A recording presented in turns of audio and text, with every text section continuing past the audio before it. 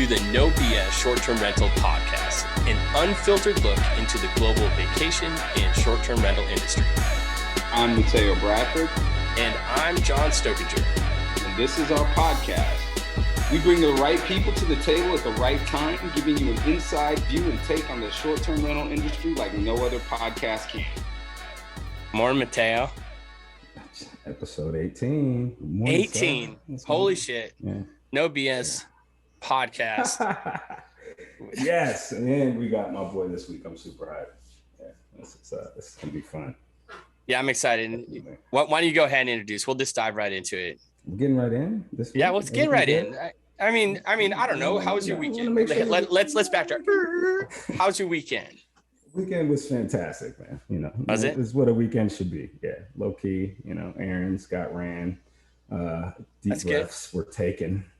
But it's a never a dull moment with the hotel and other things. Things always pop up, but it's I'm blessed.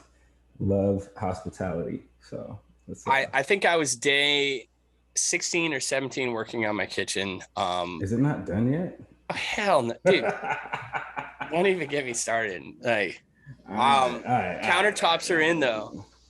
Countertops. So this is an adult moment for Mateo, adult weekend. John's doing home reno. That is some adult stuff. Episode 18 is when you officially become an adult. So we're all guns up for that. All right. Yeah. Well, that's why I'm happy to have you. It becomes legal. We're a legal podcast now. There we go. Adulting podcast. We hit I know those that are listening are, someone has jumped in here and you don't necessarily know who this is yet. So I'll go ahead and let Mateo introduce. But yes, 18 episodes. And 1,500 downloads. Yeah, 1,500 downloads. Yeah. So we're getting there. I think we're over 1,600. Yeah, Dave's gonna take us to 2,000. So that's fitting for my friend.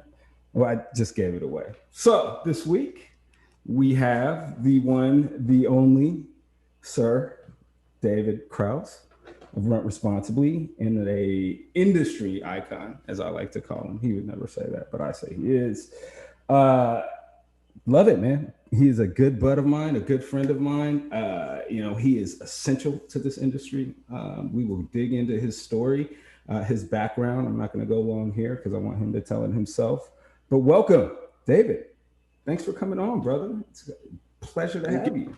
Thank you so much for having me, Mateo and John. I have been listening to the podcast and caught an episode on my little joggy jog this morning and was like, man, I'm pumped. Like, who doesn't want to kind of share what inspires them and keeps them going every day in this space? There's so many people out here just like us. I'm sure many of them listen to this podcast and are like, the front end of this industry. We are young in this space, and a lot of us are just trying to improve it in a variety of ways. So you guys too, that's what this podcast is about, spreading the message and telling stories. Man, thank you. We appreciate that. And, appreciate having you on because, well, let's dig into it, man. I want to get into why it's important we have you on here. So Dave, tell us, let's start at the beginning, man. How did you get into this space?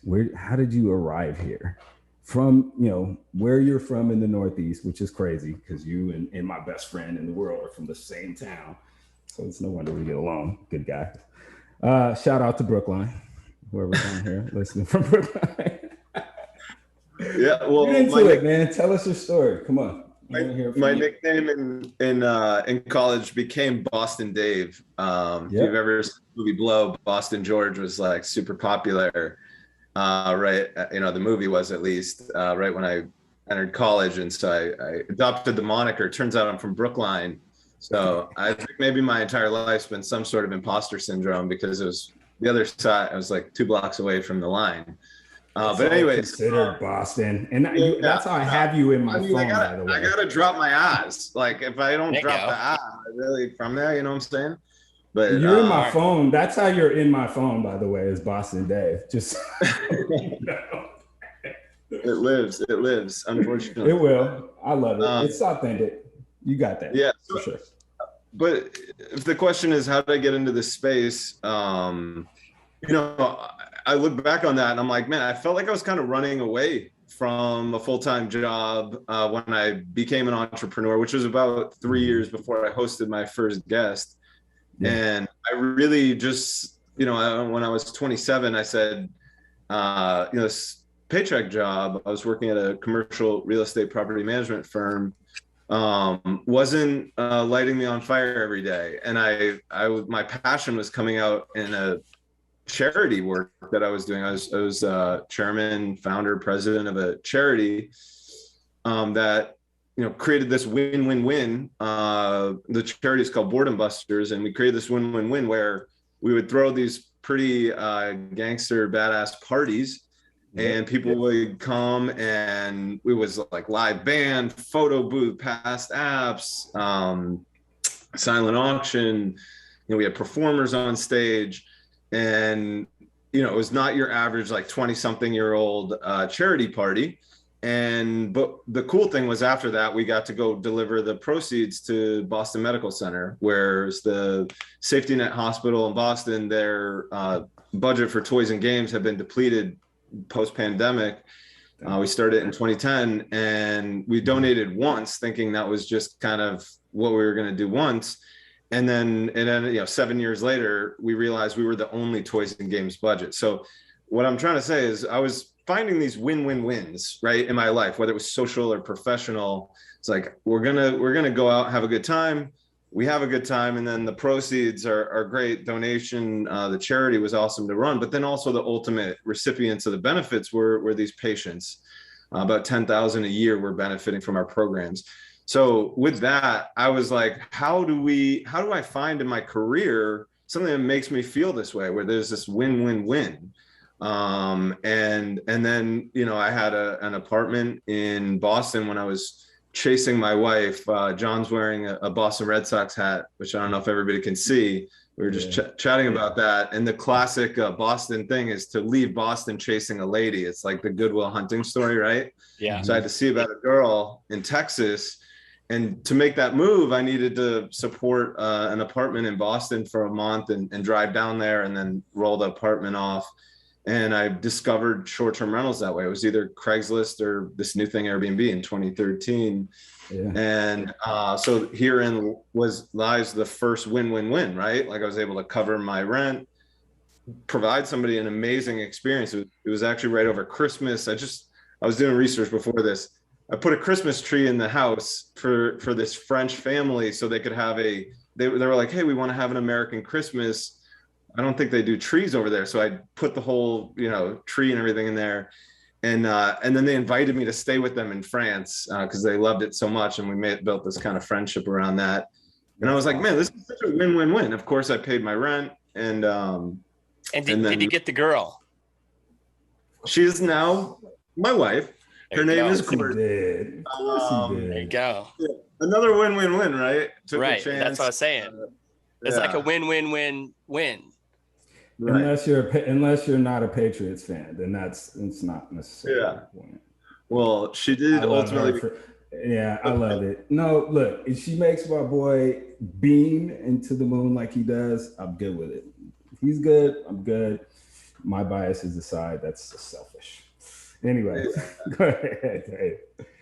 Yeah, sorry if I'm being long-winded. No. You're doing exactly what back into this. Story here. Yeah, come on. I tapped back into this kind of 2013 moment when I was thinking about this coming on today, and I was just like, and I remember those days so well, and the feeling of finding something. It's like that third win is so cool, right? Like somebody else benefits from something that makes sense for me.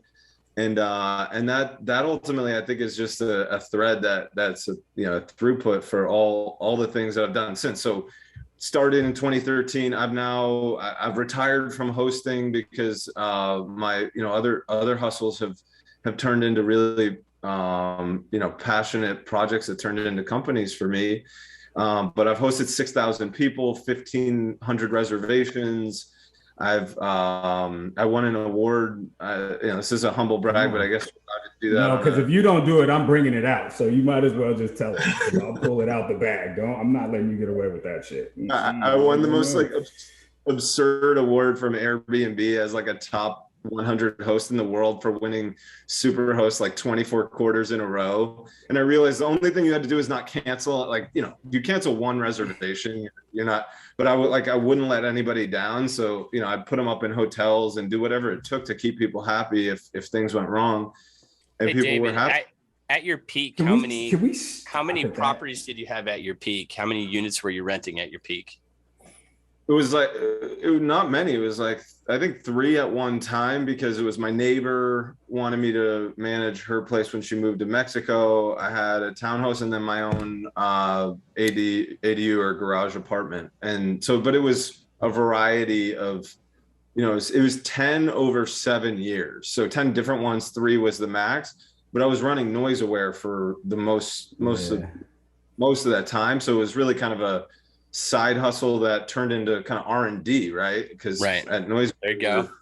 Yeah. So everything has this like win-win. Yeah. I'm just, it's hard to tell the story because there's a lot of, you know, overlapping circles. But anyways, I consider myself a host at heart. It was that first time, like satisfying and then overachieving as a host. And then just to speed up the story a little bit, it all came crashing down, drama moment, in 2014 when somebody threw a pretty devastating party at one of my rentals, which devastating in that it destroyed my reputation with my neighbors. And I was so embarrassed that I was the one who had created that really crappy weekend for everybody.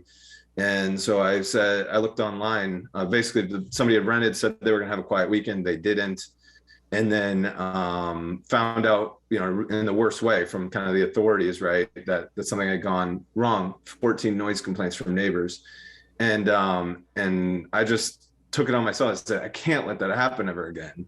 Look for a solution, big donut hole in the universe, right? Like there was nothing that was privacy safe and could monitor noise. And so I found somebody, the now CEO of NoiseAware, Andrew Schultz, a genius electrical engineer. Andrew. Shout out to Andrew and the whole NoiseAware crew. Mike. On a mission, right? What's that? Stu's there. No, let's give a shout out to Stu, Mike, the whole team, everyone over there, for sure. Patrick, Rob, all the tech guys who kicked me out of their office. They're like, Dave, you can't help us. Get out of here. I know I found some people to help me solve that problem. And then we created NoiseAware, which is privacy safe noise monitoring for short-term rentals. And that was just this ultimate win-win-win, right? It's like, hey, if we create this solution, you put it in, you actually help guests stay out of getting themselves into trouble. Most people don't really want or even know they're bothering other people with their noise. It's just, you know, it's the nature of the beast sometimes. And then, you know, what we did. David, yep. Just to pause on the story and just give for those that are listening, because we get people from all over, can you just give a super quick, brief synopsis of what NoiseAware is to those that do not know? Sure. So NoiseAware is a privacy safe noise monitoring service for short-term rental owners and operators. Simply put, it's the smoke detector for noise. If you want to know too loud at your, you know, short-term rental or really any property remotely and get notified in an automated fashion, or even close the loop and have the night agent resolve it for you, that's what NoiseAware does. Thank you. Appreciate it. Yeah. Sorry, I just realized like I'm like I think I drank 3 cups of coffee. I'm like, I'm going into this podcast.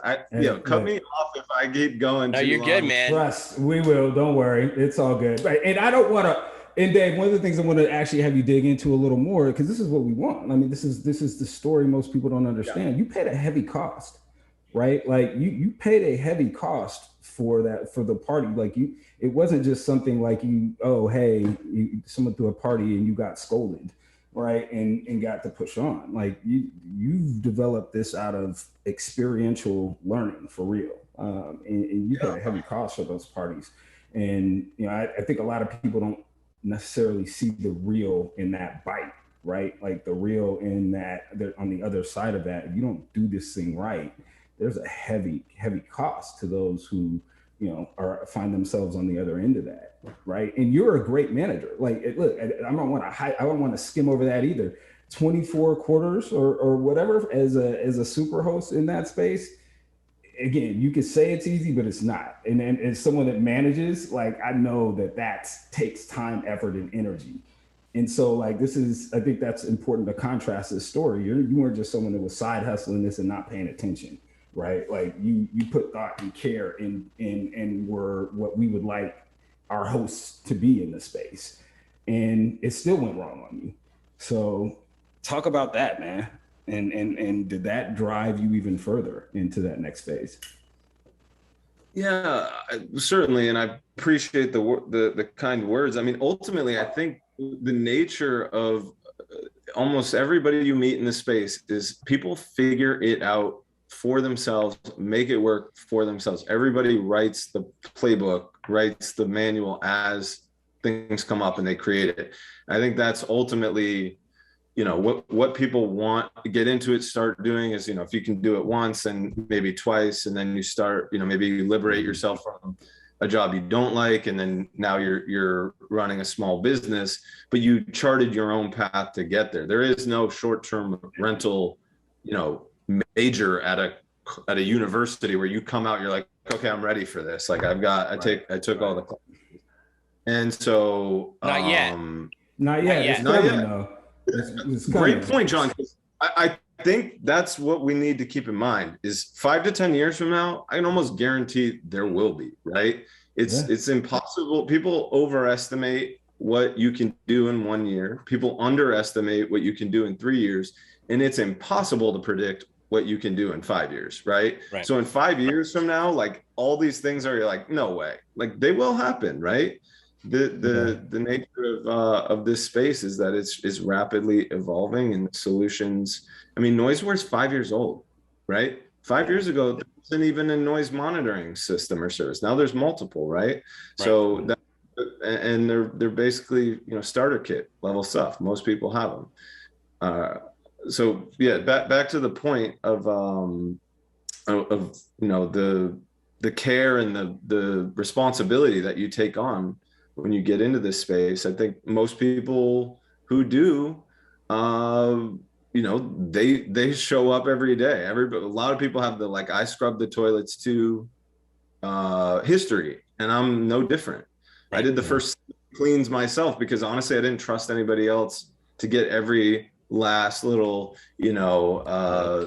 dirt, hair off the floor, whatever it was. And then you start trusting people and building a system around it. And, I think, what I do now with Rent Responsibly is try to accelerate that curve where people get to that level of standard and professionalism and compliance and understanding of what it means to be a responsible short-term rental owner, host, or manager as quickly as humanly possible. Right. And mass too, as an industry. So, it's a little bit, again, the win-win-win, right? Like, you just tap your passion to try to create as many beneficiaries as possible. And I think that's what the short-term rental space by nature does. We're providing people the best experience, the best week of their life. We're benefiting and able to produce value for ourselves in terms of employment, et cetera. But then the missing and the kind of piece that we are going to evolve into, if Rent Responsibly is any successful, is the broader community being able to really understand what we do through the stories that we have, and then also share in that benefit in a variety of ways. And we can talk about that a little bit, but I see that happening in pockets, and we're trying to ensure that it happens as like a core piece of every short-term rental operation, that third, fourth, fifth win, all the way down to the neighbor, local government, local economy. A lot of it's happening, but it needs to happen more. So do you think that so Rent Responsibly, which is your most recent project, and how long, first of all, how long has Rent Responsibly been officially a thing? And about a year and a half. Okay. And you're making some amazing strides. I love seeing everything you're all doing. You're snagging up some great talent in the industry as well. Love the team you're building. So do you think it initially was started and built to help professionalize or give tools to those that are operating in space to professionalize how they do things? And do you think that it is now evolved into a 50-50, like a partial advocacy as well then?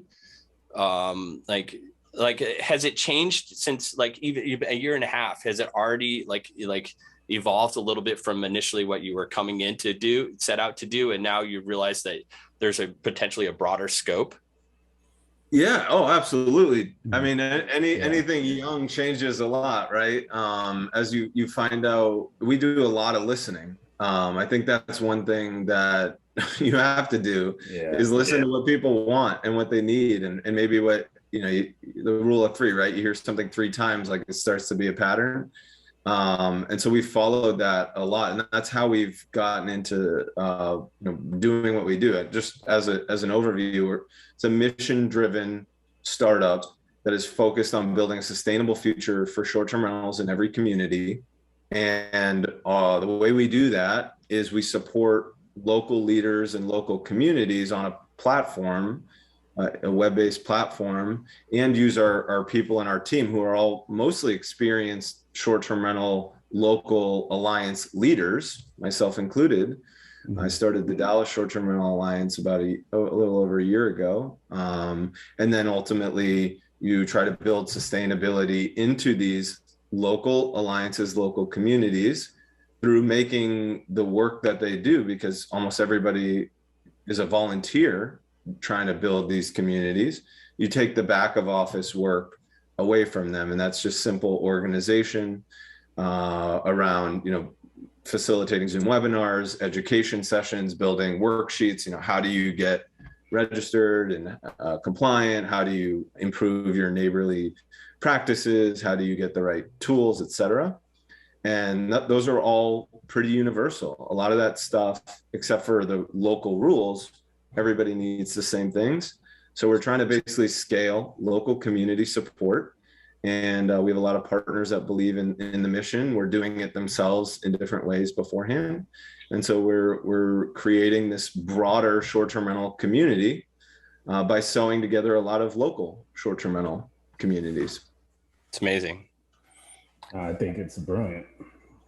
Do you feel, David, that Rent Responsibly could also be a resource or for those in a community that are against short-term rentals? So as how do you educate communities that are steadfast, this is gentrification, this is ABC, all these things that are where they're negatively impacting our community with eating up all the housing, all this stuff? Is there a way, or is there a resource that we could direct to kind of like look at it from both sides and kind of, or do you see that as part of what you're trying to do, or are you more focused just on the operator side? Great question. So I think the first thing to understand is that the short-term rental stakeholder community is not just owners, hosts, and managers. It is the small businesses that cater and provide services and benefit from the travel ecosystem.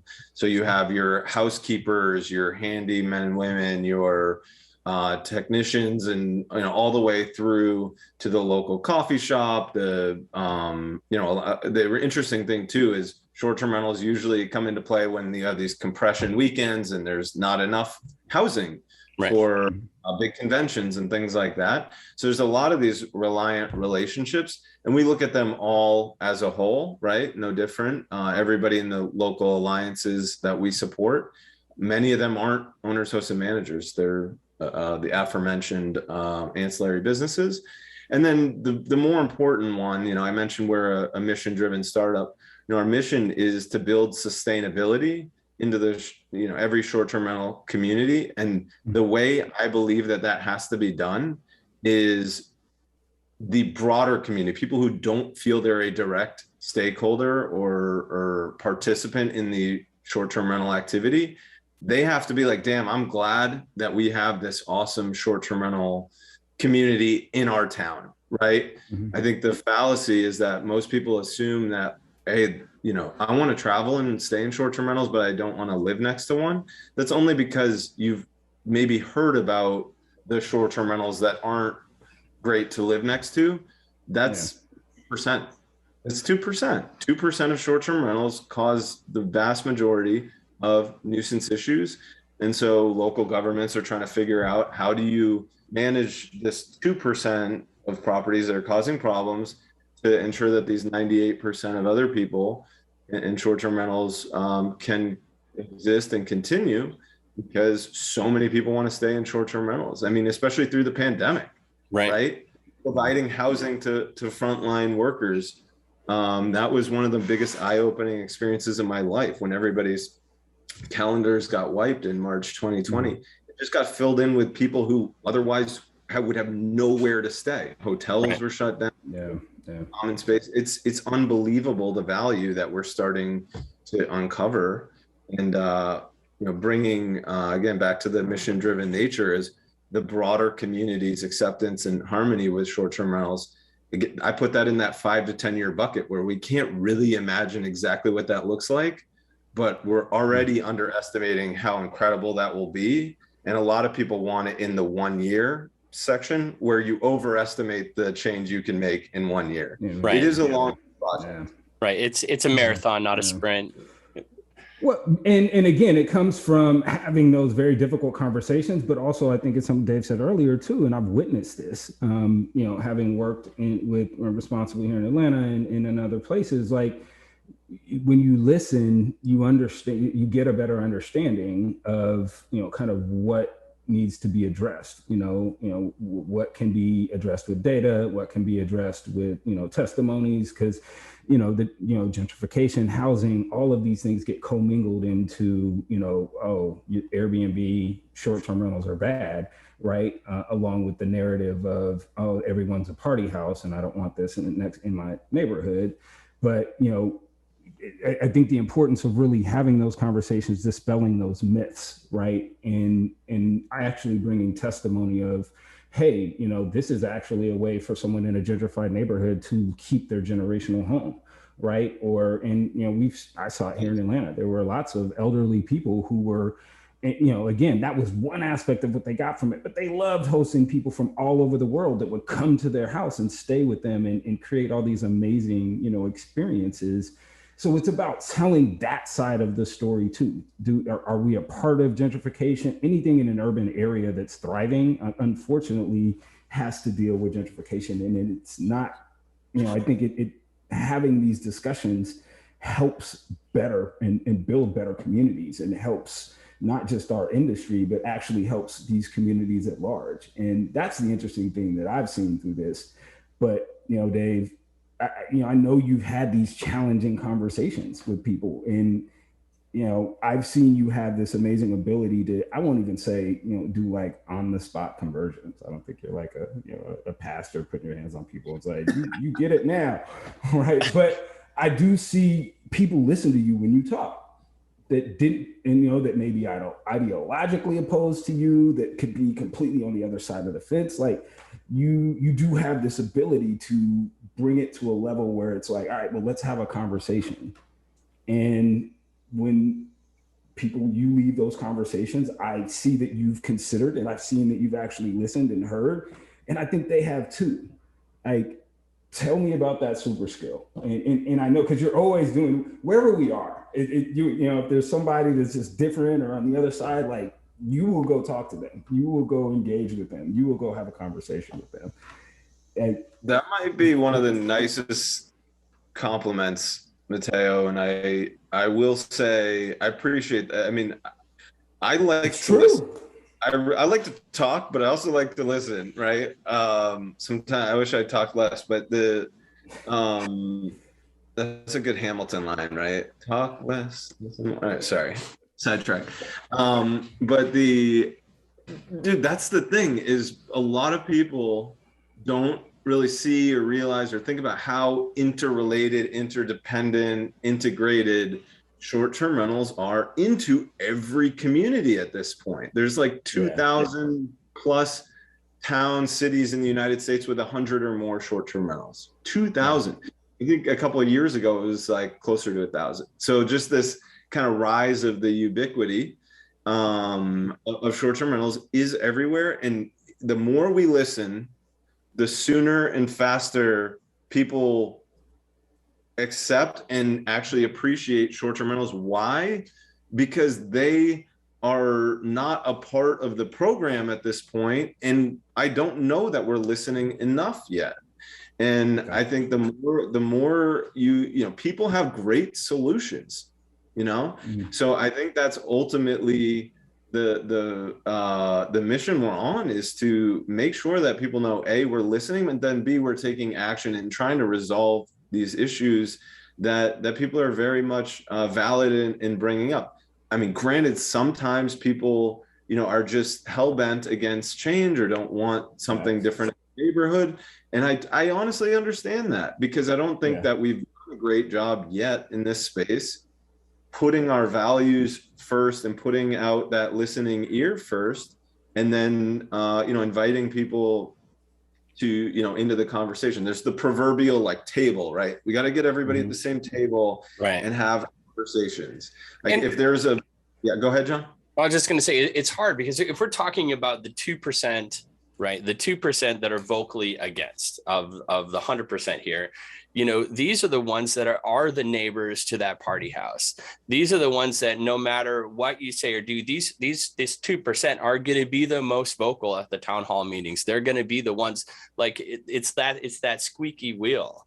You know, they're the ones they're going to show up, and they're going to, and you know, I'm picketing or pitchforks. You know, they are on the witch hunt, if you will, and that's hard to combat, and that's why, you know, a company and what you're doing with Rent Responsibly, not responsibility, is so important. You mentioned too that there's how many towns with 2,000 towns with 100 or more short-term? It's like 2,100 with 100 or more. I think it's a 2019 statistic. Right. There's a stat that I have. There are 25,000 vacation rental companies right now here in the U.S. alone. Yeah, and 600,000 owners, hosts, and managers. 600,000. And so look at the difference in that space: 600,000 versus 25,000. Like, isn't this all kind of a result of its own success? Like, we're young in this still, right? Like well, maybe in the urban markets, right? Because again, this is more of, I'm not going to say it's totally an urban problem, but this is grown into urban areas. You know, this is, you know, the growth of the urban short-term rental and the urban condotel, all of these things, or even, you know, the vacation rental that's now in your neighborhood, right? That, you know, typically, you know, bed and breakfasts exist and things like that, but this is a new animal. So aren't we suffering from part of that? Like, isn't that part of this? Taylor, let me jump in here. I don't think it's an urban thing, man. Like, the urban is one part of everywhere it. Thing. But look at the mountain markets that are been, like, these mountain communities that are just absolutely like against this right now, and there's lots of fights. Where is it? What's most recently, Sarah? Is that there's Colorado? Oh, Colorado. Okay. Yeah. I guess I'm not as in tune with those markets. I didn't know it was as bad in traditional vacation rental markets too. But then again, I get it, right? Hotel threat, resort threat. You know, anything that's a threat. I get it. I'd love to put this in the context of 5 years from now, where none of us can really, like, nobody has even remotely close to a clear crystal ball for 5 years from now. I think what is safe to say is short-term rentals will be around and likely more well-adopted, well-used, well-managed, well-standardized, well-professionalized, well-accepted in 5 years than they are now. So if we say that, and we say that short-term rentals are already likely in every community and are likely to continue to be in every community, then the question becomes, how do we harness short-term rentals to help as many people as possible, as opposed to hinder the growth such that it's always a battle? So how do we adjust our sails to capture this prevailing wind and consumer demand to lift and speed up and accelerate values and projects and initiatives that everybody benefits from. And there's a ton of this going on across the country already. Rent Responsibly's mission is to listen and pay attention to what is working and then help other communities learn from other communities. So just going 5 years out makes everything super clear, because whether it's urban or mountain, COVID is the great disruption that nobody saw coming. Nobody will ever want to go through again. But I think in 5 years, we might look back and be like, man, I'm glad it accelerated the, pacification or the creating harmony that we don't even see right now. That's 3 to 5 and plus years out to really settle this stuff. If you guys will indulge me, I'll give you the best historical example I've ever seen. Please do. Right, I'm gonna rev up my engine. No pun intended. It's just a Ford Model T thing. So, in 2009, in 1908, the Ford Model T rolls off the assembly line. Right, the roads at that point are built for horses and buggies that are going 5 miles an hour. There were already cars on the road, but they were chauffeured, and there were about 200,000 of them. Within 7 or 8 years, there were 2 million cars on the road. They're immediately ubiquitous. They're immediately on, every road. And the horses and buggies are still going 5 miles an hour. But now there's traffic accidents, traffic jams. Kids didn't play in the backyard. They played in the street because there was no, that was the space they played. There was all this calamity going on. And instead of, there were calls to ban the automobile, which is something we kind of hear right now. Like, we need to ban short-term rentals, which is not harnessing things, that's hindering them, right? And then eventually, by the 20s, the 1920s, the American Automobile Association, auto enthusiasts, Ford companies, and cities kind of got together around the proverbial table, along with people who thought cars shouldn't coexist on the roads. And they said, how are we going to work this out? And they adopted, using 3 major buckets, systems that worked, ultimately called the Detroit Plan, where they mastered policy, education, and technology. Education was kind of look both ways type of education for pedestrians. Policy was speed limits, turn signals requiring safety, ultimately then also requiring education, which was driver's ed, driver's licenses. And pretty soon, by the 30s, 40s, 50s, et cetera, you start to see a dramatic safety increase. In the 1950s, there was the National Highway Safety Act, I believe it was called, mandating different safety elements. And then by fast forward 70 years later from the 20s, so by the 90s and 2000s, it is 90% safer to drive in an automobile in the 90s than it was in the 1920s. They're on the road, they're coexisting, there's massive economies built around it. People are traveling further, faster, discovering the world in a safer way. And it's just the way we assume the world always was. Right, so it's amazing. That's a 70-year span. I think Rent Responsibly is trying to lead that charge in 5 to 7 years, not 50 to 70, right? The world works much faster, and they did it by seeing what worked and, saying that speed limits should be increments of 5, not increments of 2.8, right? Yeah. So you have 30 miles an hour in residential, 55, those things didn't come out of nowhere. Interesting tidbit of information. So I live in Fort Wayne, Indiana, and my house was built in 1928. My neighborhood was 1920s. It started, but our neighborhood was actually built as a driving parkway. So there was a median in the middle. It was meant to cruise in your cars and go around, and it was like picturesque. So we live in a historic district of Fort Wayne, but it was built specifically for automobiles to drive around and cruise and look at the houses in the 20s. Yeah. And that is extremely novel. And right in 1908, when the Ford Model T rolls off, right, who could have predicted that? Right. The most valuable companies then were like the leather companies that made the saddles for the horses. Yeah. Right. Yeah. the other thing I'll say, and I appreciate you guys giving me the opportunity to just spout off here, is the people that are attracted to short-term rentals fundamentally are hospitality inclined. And that is not automatable. Hospitality is 10% of the global economy. It's the fastest growing sector. Subsector would be accommodation, subsector of that short-term rentals. It's the fastest growing sector of the fastest growing sector of the fastest growing sector of the global economy, and impervious to automation in certain elements. That is something we can't ignore, because ultimately, where are the jobs that we have 10 years from now, 5 years from now? I think short-term rentals is a growing space. We need to harness this incredible economic engine for everybody's benefit. And I think that's the ticket. That is the way, the proverbial West was won, because, neighbors need to win too. And cities need to win too, because those are people who want to travel this way when they travel. They just, in their own town, don't want to deal with some of the stuff that, in the last 10 years has really built the narrative. And we're going to change that narrative. Amazing. 15% of the global market, man, right now, of the global lodging market, at least that's the stat I have, it is short-term rentals. Yeah, 15 to 20%. And crazy stat too, short-term rentals were 10% of the total lodging spend pre-pandemic. Guess what the high water mark was during the pandemic? Anybody got a guess? The high water mark during the...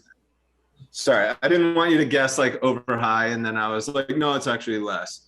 But 25%. It went from 10 to 25%. Damn. And now it's, it's going to settle somewhere in between. But things are like crazy in flux right now. All we know is that short-term rentals are popular and becoming more popular. And continue, yeah, bro. You're absolutely right about that. So you we're talking 5 years in the future, right? And you say we don't really have a crystal ball, but we're talking 5 years in the future. By looking at 5 years in the future, it's easier to kind of see where we're going to be. But I want to talk 2022. I want to talk, we're kicking off, next year's busy season. What are your big challenges next year with Rent Responsibly? What is the overall, again, now you are using your crystal ball here, right? And what is the overall, 6 months from now, what are your biggest challenges and what are our biggest wins as a short-term space? It's a great question, John. I immediately go to I don't know exactly 6 months. I know what we're working on now, but I think one thing, if we listen, observe, and get very specific about where Rent Responsibly can add value to local communities now, like where our capacities lie, and lean into those areas, and then simultaneously observe what is working around the country on the peripheral, and build a little bit of a flywheel where we're incorporating programs that work into what we do well. That's the next 6 months. So in some ways, it's the answer is, I think we've created a system and a formula where Rent Responsibly with our partners, which are large and small companies, local and national in the short-term rental space, are able to help communities come together under local leadership. Local leadership's making all the decisions. They're interacting with everybody locally. That is a local operation, but we're taking the time burden of keeping that group together, well-informed, educated, meeting, community building, et cetera. That's what we do well. But the areas where on the front end that those local leaders are pushing initiatives, I'll use a couple of examples. But if we can take these couple of examples and then bring them to the dozen or so communities that we work with, that is the new muscle that we need to build. Is how do we take what works and bring it, worked in one place, can we make it work in all 10? Right. And then grow that number 10 higher and higher as well. So one of the examples back to Colorado, the group in Summit County has put out an initiative called Welcome Workforce. they want to help improve this workforce housing issue, which is endemic to really all vacation destinations, but certainly the mountain cities and destinations in Colorado. How do we help folks convert short-term rentals that maybe don't want to do that anymore back into long-term housing, or put up new supply of workforce housing, or create funds or generate new funds to support rent subsidies for workforce housing. Workforce housing is seasonal, but there's also a 12-month of the year issue. So when that works in one place, that's a mountain destination, can it work in 3, 4, 5 destinations and proliferate? So I think that's one example. Another is, a simple program that we put together in Dallas called the Emergency Accommodations Program. So the Emergency Accommodations Program was something that the Dallas Short-Term Rental Alliance put together very quickly during the incredible, what do they call it, Snowmageddon, or the big freeze in right. February, where everything froze. My property included froze, pipes froze. My grandmother's properties froze, or her pipes froze.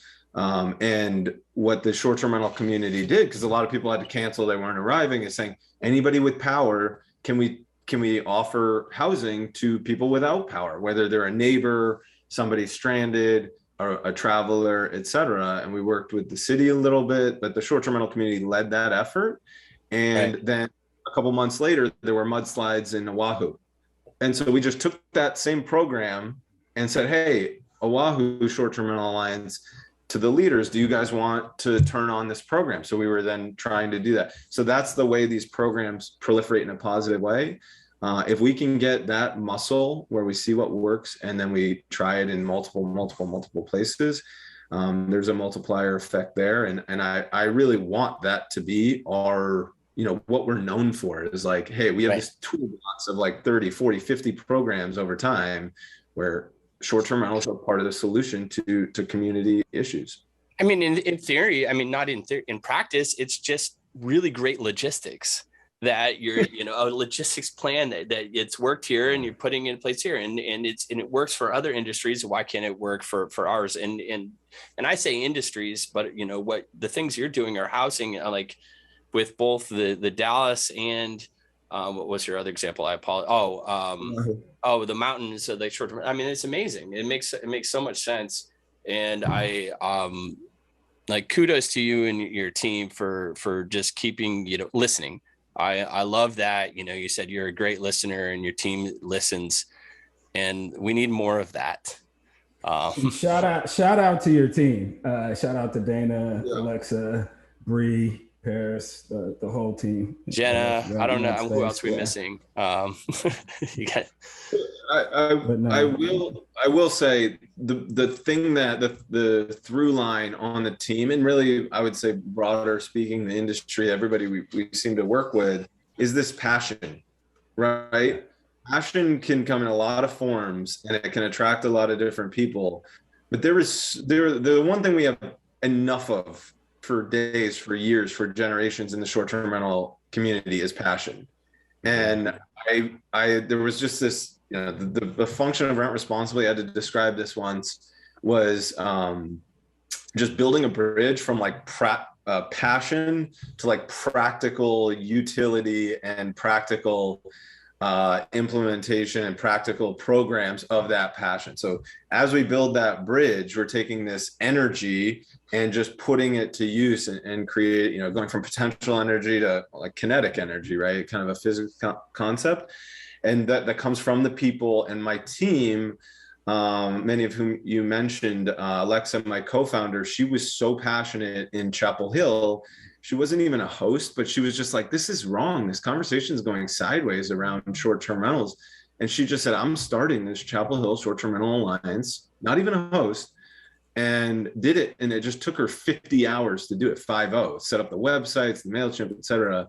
And we were talking about this before we were officially working together. And I was like, 50 hours and you know what you're doing and you're volunteering? Like, we can't expect there to be an Alexa in every single community. So we took her system and we're trying to get that down to 5 hours, right? Make it, again, 90% faster and more efficient. And that's the holy grail, because we have the passion as a team to do that. We're doing it the hard way and building these efficiencies. I mean, I just think the future is so bright. It's just, we're not going to get there as fast as we want to, but we have passion, we have solutions, we have value, we have the right people, and the flywheel is starting to spin, and our job is just to keep it spinning faster and faster. Well, congrats, man. It's fun awesome to watch. It's fun to, you know, obviously Teo and I here at No BS Short-Term Rental Podcast are huge supporters of you all and what you're doing, and anything we can do help get your word out. Just lean on us. If there's anything we can do to help, just reach out. I got one last question for you, man. I was thinking about what I wanted to ask you today. We're having, and I know that you would give a great answer to this. So, you know, at the end of their run, when you decide to retire, walk away, quit, whatever you want to do, not quit, like quit, but, you know, choose to, graduate. I'm not even going to put any ends on this graduate question. But whenever you elevate to whatever's next for you, what do you want your footprint to be? Like, what do you want, in your words, in you know, from your viewpoint, how do you want your experience to have shaken out? Wow. No, I might have needed another cup of coffee for this one. No, I honestly, that is such a difficult question, but I'll try to answer it. I'm gonna go to something that's near to my heart, and that's the idea of being a peaceful person. So I kind of run to conflict and then just stand on the edge of it and try to think about, what are these people not seeing that would solve both persons' problems, but they're just, you know, the emotion or the passion is too high for them to see it. And I think I had a guru, a life coach, I asked him what the point of life was. This was like 10 years ago. And he goes, the goal in life is to be one more peaceful soul in the universe. He's a bit out there. I love the guy, John Wyrick, look him up. But I was like, oh, come on, man, like, give me a real answer. And then eventually I realized, like, the more peaceful you are as an individual, the more people around you become a little more peaceful, and so on and so forth. And I think that's, you know, that's kind of that win-win-win, right? Like, being peaceful and being settled and being comfortable with yourself and being, you know, vibrating kind of calm and things like that out into the universe, like, it helps other people. And as an organization, you know, when I graduate from Rent Responsibly, if I ever do, I think it should be a force for just kind of calming waters, creating harmony, and creating a lot more good, where, you know, other people are, you know, they want good things for themselves, but they don't see that third way, where it's like, hey, there's actually a way to harness all this stuff for both of our benefit. And that would be the legacy I would most like to achieve. Outstanding. That's awesome. Good answer. Perfect, man. Definitely. Man, thanks for coming and joining us today. Yeah. I hope it, you know, you had some expectations, you know, you had 3 cups of coffee. We got a text message letting us know how excited you were to come, and we're excited too. I hope that this, you know, we at least, you know, held our end to this conversation. You definitely did. And truly, anytime you're welcome to come back and join us and talk no bullshit. Well, no bullshit, dude. I love to bullshit. We're bullshitting right now. Where I come from, that means saying how it really is. Yeah, but I can't thank you guys enough. Honestly, the idea that y'all are taking your time to let people tell stories. Been listening to podcasts, like I said, this industry is a big story wrapped in a lot of small stories. But all these stories are local and need to be kind of told and celebrated. Like I said, 5 years from now, we don't know what our own personal stories let alone the community that we're a part of. And shoot, man, it's going to be exciting. And you guys are on the front end of spreading the word, and appreciate it. Awesome. We're just, No, I was saying, look, we're just trying to harness what we do, right? And more of, what we've done, what gets seen in the background, where the real conversations happen, and, bring that to the forefront because they're valuable. So this has been awesome, man. And we appreciate you coming on. Any last shout outs, John? Anything else we need to pub? VRMA, DEI, check out John and I's panel. We'll point you towards the calendar when we get more information on dates and everything, but definitely want you guys to come back out and check out our DEI panel a year later. It's going to be a great one. A conversation hosted by John and ourselves from the main stage. And then we got, and actually, thank you, Dave, actually for the other event. Dave is a sponsor of the DEI bootcamp we're running, which will be October 3rd. And we'll shoot out some more information as well as speakers all locked down. It's going to be great. It's going to have a lot of things coming out shortly. Want to make sure we get everyone in attendance to that wants to come to that. But Dave, no, thank you again for stepping up and sponsoring that. That's huge for us. Yeah, and I'll make a little point here for anybody who's listening. The areas where our community can push the envelope, where everybody, where we need to as a society, but we can lead, is I truly believe the DEI initiatives. We don't have a lot of resources at Rent Responsibly. So the first sponsorship of anything else we ever did was when Mateo asked for the DEI workshop, if we could do that. I said, you know what, absolutely. And we hope to do more in the future. That and eco-conscious practices with short-term rentals. I mean, let's be honest, over the next 5 years, the global climate issue, that is an area where I think about a lot. How do we, share best practices? How do we ensure that short-term rentals are leading, not following, but leading in terms of tourism being and hospitality being a leading cutting-edge frontier on building in eco and sustainability initiatives into everything. That and DEI. I mean, come on, this is the world. We gotta create the world we want to live in, and we have an opportunity to do that. So I'm so happy you asked, Mateo and John. You guys are heroes of mine.